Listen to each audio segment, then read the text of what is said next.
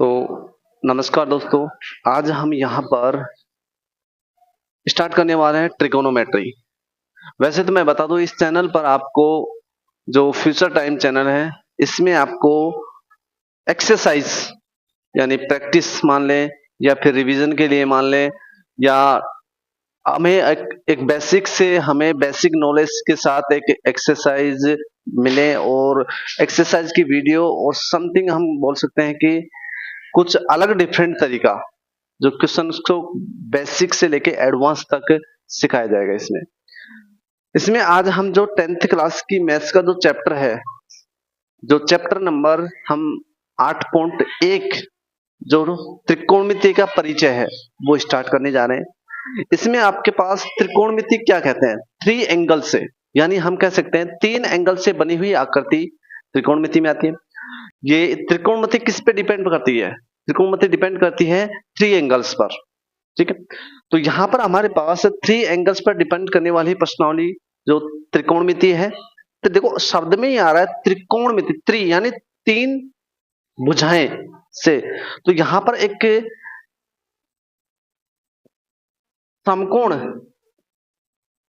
को लेते हैं यहां पर। ठीक है, समकोण में हमारे पास भुजा हो गई, ये समकोण।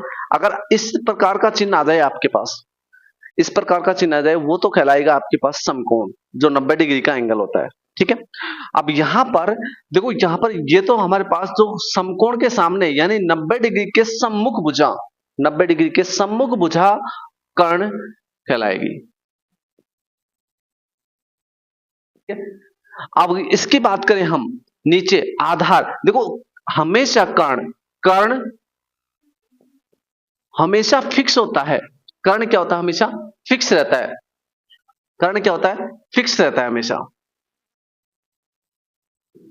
कर्ण का मान, कर्ण कभी भी चेंज नहीं होता। जैसे चेंज होने का मतलब ये नहीं कि मान चेंज नहीं, ये है कि इसकी भुजा चेंज नहीं हो सकती इसकी कभी भी, कि कर्ण की जो भुजा है ये है तो यही रहेगी कर्ण की भुजा, क्योंकि कर्ण की भुजा क्या होती है, बाकी अन्य 2 भुजाओं से सबसे बड़ी भुजा कर्ण की होती है। ठीक है, तो यहां पर हमारे पास कर्ण होगा। अगर हम बात करें ये, हम इसको कोण ए बी और सी, अब यहां पर ये तो लंब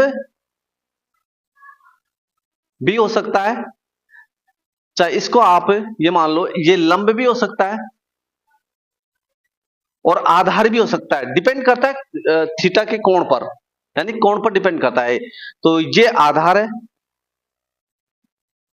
लेकिन ध्यान रखना है यहां पर आधार और लंब दोनों एक्सचेंज हो सकते हैं एक दूसरे को, यानी चेंज हो सकते हैं। ठीक है, दोनों चेंज किए जा सकते हैं, लेकिन ध्यान रखना इसमें कर्ण का जो भुजा है वो कभी भी चेंज नहीं होगा। अब बात कर लेते हैं 8.1 प्रश्नावली में बेसिक क्या होता है। अब यहां पर एक कर्ण आधार लंब से हमें एक प्रमेय याद आ रही है कि पाइथागोरस प्रमेय। क्या याद आ रही है? पाइथागोरस प्रमेय। अब हम जानते हैं पाइथागोरस प्रमेय क्या होती है हमारे पास। पाइथागोरस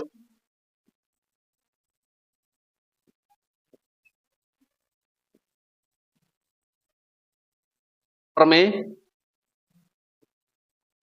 पाइथागोरस प्रमेय क्या होती है हमारे पास, कर्ण का जो स्क्वायर है, कर्ण का जो वर्ग अन्य 2 भुजाओं के वर्ग के योग के बराबर होता है। कर्ण का जो वर्ग है अन्य 2 भुजाओं के वर्ग के योग के बराबर होता है। यानी मैंने इस कर्ण का वर्ग किया, इसका जो वर्ग है अन्य 2 भुजाएं, यानी आधार का वर्ग प्लस लंब का वर्ग। ठीक है, इनके वर्ग के योग के बराबर होता है। ये होती है हमारे पास पाइथागोरस प्रमेय। क्या होती है? पाइथागोरस प्रमेय। अब यहां पर अब बात कर लेते हैं, यहां पर अगर कर्ण की बात करें, कर्ण क्या है हमारे पास? AC। AC का स्क्वायर बराबर आधार क्या है हमारे पास? BC प्लस BC का स्क्वायर होगा, और लंब क्या है हमारे पास? AB। लेकिन यहां पे एक चीज ध्यान रखनी है। क्या चीज ध्यान रखनी है? कि यहां पर जो लंब और आधार, लंब जो आधार है वो चेंज किस पर डिपेंड करेंगे? वो थीटा के कोण पर डिपेंड करेंगे। कैसे डिपेंड करेंगे? मैं अलग एक एक्स्ट्रा समकोण बना के आपको समझा रहा हूं। इसका थोड़ा सा यहां पर, अब ये देखो यहां पर अगर मैं एबीसी इसका कोण मान रखूंगा, एबीसी ये 90 डिग्री का मान है, ये हमेशा कारण होगा, ये तो चेंज होगा ही नहीं, ठीक है, ये हमेशा कारण होगा, ये कभी चेंज नहीं होगा। लेकिन यहां पर जो ए बी और बी सी जो लंब और आधार है वो किस पर डिपेंड करेंगे, थीटा के कोण पर। अगर मैंने बोल दिया कोण ए दे रखा है तो ए के सम्मुख भुजा हमेशा लंब होगी। सम्मुख भुजा का मतलब कोण के मान के सामने, यानी ये लंब हो सकता है, हो सकता है नहीं होगा। अगर बात करें ये लंब, और ये क्या हो जाएगा फिर आधार हो जाएगा, ठीक है। ये किसकी बात हो गई, थीटा अगर आपके पास ए एंगल दे रखा है, जो भी कोण दे रखा है, इस यहां से फाइनल रिजल्ट क्या निकल के आया, जो भी कोण दे रखा है उसके सम्मुख भुजा हमेशा क्या होगी, लंब होगी। अगर मैं मान लेता हूं यहां पर ये थीटा मान लिया मैंने, ये थीटा मान लिया, तो इसके सम्मुख भुजा ये कौन से हो जाएगी, लंब हो जाएगी, ठीक है। तो यहां पर इस प्रकार से ये क्वेश्चन बनेंगे। अगर हम चलते हैं अब इसके बेसिक नॉलेज पे, जो देखो एक दो तरीके हैं, एक तो हम कह सकते हैं कि सम्मुख भुजा करके हम निकाल सकते हैं, सम्मुख भुजा और संगलन भुजा एक फॉर्मूले होते हैं, बेसिकली रखने पड़ते हैं, लेकिन हम उससे थोड़ा सा अलग हटके मेथड से सीखेंगे, जो हमारे पास हम लंब कर्ण आधार अब पढ़ते आए हैं उसी के अनुसार हम क्वेश्चन करेंगे। जैसे हमारे पास एक पढ़ा है हमने लाल बटे कक्का,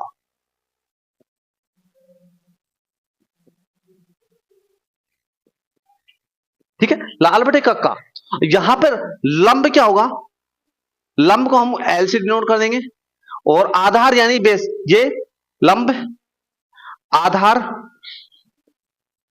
यानी बेस, आधार क्या हो जाएगा ए से डिनोट कर देंगे, और यहां पर हो जाएगा कर्ण, इसको हम के से डिनोट करते हैं, ठीक है। अब ये हो गया लंब आधार कर्ण की बात। अब बात आते हैं यहां पर ये मान कैसे रखे जाएंगे। अब त्रिकोणमितीय अनुपात कौन कौन से होते हैं, त्रिकोणमितीय अनुपात,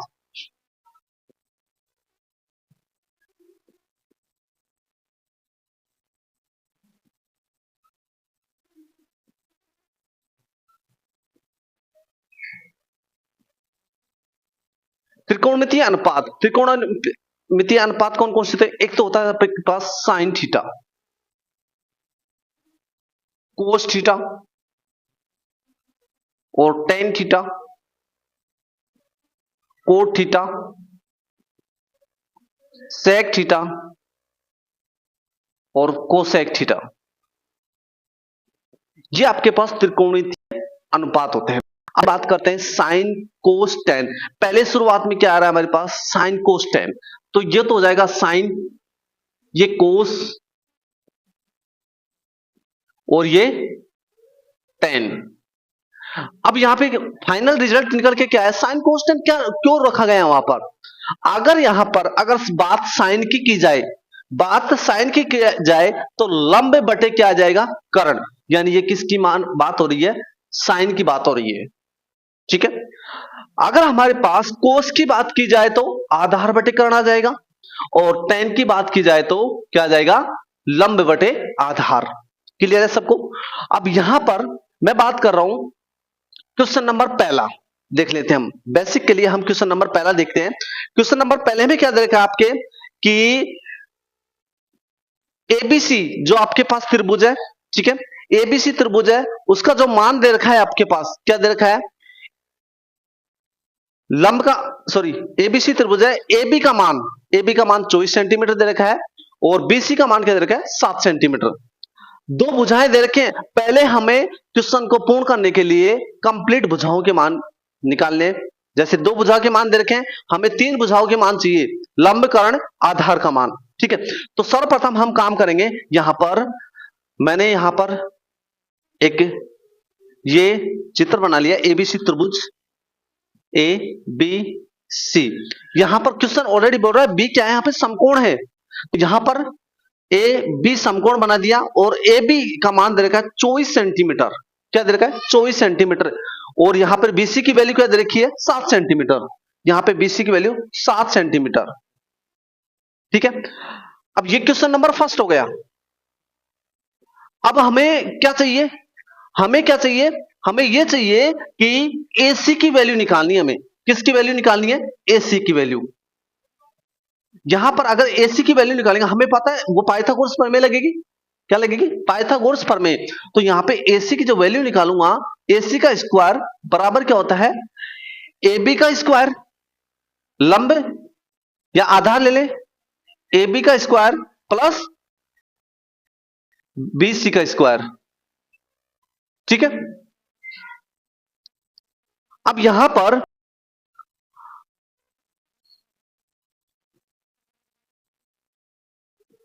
AB स्क्वायर BC का योग कर देंगे और फिर इसका AC का मान निकल के हमारे पास आ जाएगा। अब यहां पर देखो, मैंने AC की वैल्यू है, नहीं है हमारे पास AC की वैल्यू, तो AC को ऐसे कैसे रखेंगे। AB की वैल्यू है क्या हमारे पास, AB की वैल्यू 24 सेंटीमीटर, इसका वर्ग के लिए बात कर रहा है, प्लस BC की वैल्यू क्या है हमारे पास 7 सेंटीमीटर। तो यहां पर AC का स्क्वायर आएगा। अगर मैं सपोज करो स्क्वायर हटाता हूं, मैंने कहा था कि यहां पर स्क्वायर हटाने पर जो बाकी की जो इधर वाली संख्या इक्वल यानी बराबर से इधर वाली संख्या क्या हो जाएगी, पूरी रूट में लग जाएगी, कि रूट में आ जाएगी यहां पर। तो AC बराबर रूट लगाया मैंने 24 का स्क्वायर, तो स्क्वायर पहले से कम आप इस तक और 15 तक घन याद होनी चाहिए, वर्ग और घन। तो यहां पर 24 का स्क्वायर होता है 576 प्लस 7 का स्क्वायर 700, सॉरी 7 का स्क्वायर 49। अगर इनको ऐड करके देखते हैं तो यहां पे आता है 625। ठीक है, अब 625 अगर निकालते हैं यहां पर, तो 625 का मान क्या आएगा निकल के, ये किसका वर्ग है, बात करें है किसका वर्ग है, हम इसको क्या कर सकते हैं, 25 का वर्ग है। अगर हमें याद है वर्ग, तो ये किसका वर्ग हो जाएगा, 25 का। तो आंसर हो जाएगा हमारे पास किसका, आंसर नहीं है ये, से हमारे पास कर्ण, क्या कह सकते हैं इसको, कर्ण। क्या है ये, कर्ण।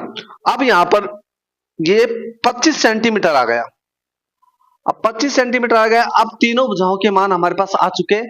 अब जिस भी भुजा का मान पूछा है हमसे वो निकाल सकते हैं, कोई दिक्कत नहीं है। अब यहां पे पूछा गया पहला क्वेश्चन, पहला क्वेश्चन देखते हैं हम क्या है। पहला क्वेश्चन यहां पे कर रहा हूं मैं, ठीक है। पहले क्वेश्चन में क्या बोल रहा है, सॉरी यहां पर देख लेते हैं हम इस जगह पे।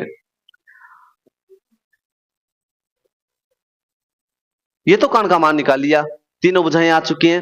अब क्वेश्चन पहला है, कह रहा है इसका पहले का पहला क्वेश्चन कि अगर हम साइन, क्वेश्चन बोल रहा है साइन ए और कोस ए, साइन ए कोस ए की बात कर रहा है, साइन ए और कोस ए की बात कर रहा है, इनका मान निकालना है बस। साइन ए लंब बटे कर्ण में, अब चले जाओ आप, साइन की बात हो रही है और थीटा का मान क्या माना है उन्होंने, कोण का मान ए माना है। तो साइन लंब बटे कर्ण, लंब बटे कर्ण यानी साइन का अगर मैं निकालूं साइन ए, देन ए क्या है, यहां पर मैंने कहा था जो कोण दे रखा है थीटा का मान, उसके सम्मुख भुजा क्या हो जाएगी, लंब हो जाएगी। देखिए लंब क्या दे रखा है, लंब यहां पर BC दे रखा है, यहां पर BC बटे अगला क्या है कर्ण, कर्ण क्या दे रखा है AC। देन हमारे पास क्या हो जाएगा, हमारे पास BC की वैल्यू क्या है हमारे पास, BC की वैल्यू 7 सेंटीमीटर और AC की वैल्यू क्या है हमारे पास, AC की वैल्यू 25। यहां तक सबको क्लियर हो गएगा, ठीक है। अब बात कर लेते हैं नेक्स्ट कोस की।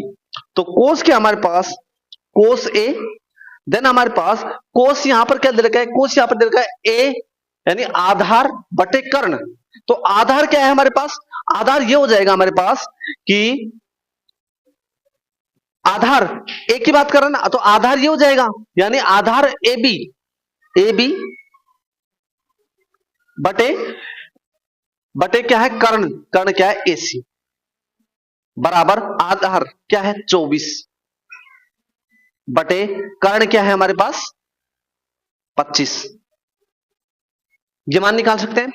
अब दूसरा क्वेश्चन है सेम, इसी पर बात कर रहा है, साइन C की बात कर रहा है। अब मैंने साइन C लिया, मैंने यहां पर लिया साइन सी।